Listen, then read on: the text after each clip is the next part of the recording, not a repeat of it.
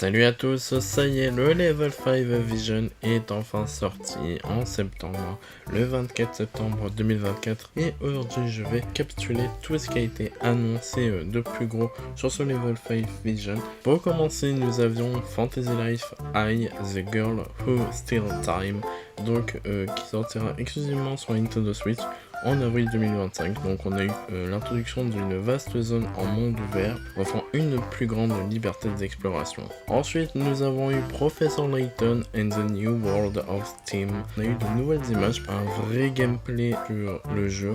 On a vu qu'il y avait un vrai graphisme en 3D pour des personnages de Layton et Luke. Ensuite, on a eu plus d'images entre guillemets de Decapolis, c'est ce qui m'a un petit peu gêné parce qu'en vrai, on n'a pas eu beaucoup d'images dessus. Une date prévue en 2024, mais en fait une nouvelle date en 2026.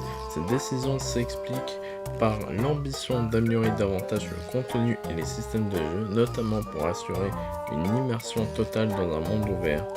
Un animé accompagnant le jeu sera également lancé en parallèle.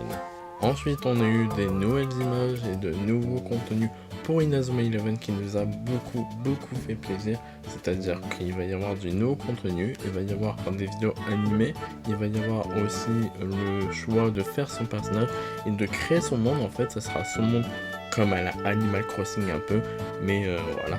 Du coup, ce jeu sortira en juin 2025. Il a été repoussé en juin 2025 pour PlayStation 5, PlayStation 4, Nintendo Switch et PC également.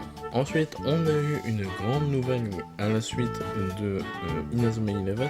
On a eu Inazuma Eleven RE, qui est un remaster de Inazuma Eleven 1 sorti sur Nintendo DS et qui sortira en 2026 sur PlayStation 5, PlayStation 4, Nintendo Switch et PC, ce qui va être très beau et très cool.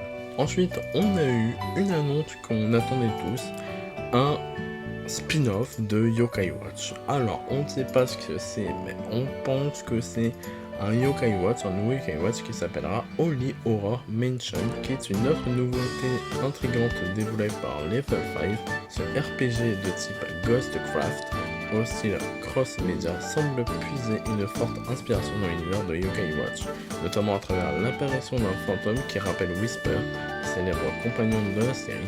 Dans ce jeu, vous incarnez le jeune héros vivant dans un manoir au sommet d'un immeuble apparemment appartenant à sa grand-mère. Donc, au lieu d'avoir la montre à l'époque, là vous allez avoir un appareil photo et l'utiliser pour la suite. Voilà, c'est tout pour les news, j'espère que ça vous a plu. Si vous voulez plus d'actualités sur Level 5, ils ont dit qu'il y aurait un nouveau Level 5 direct en 2025. Et du coup, sur ce, je vous dis à la prochaine.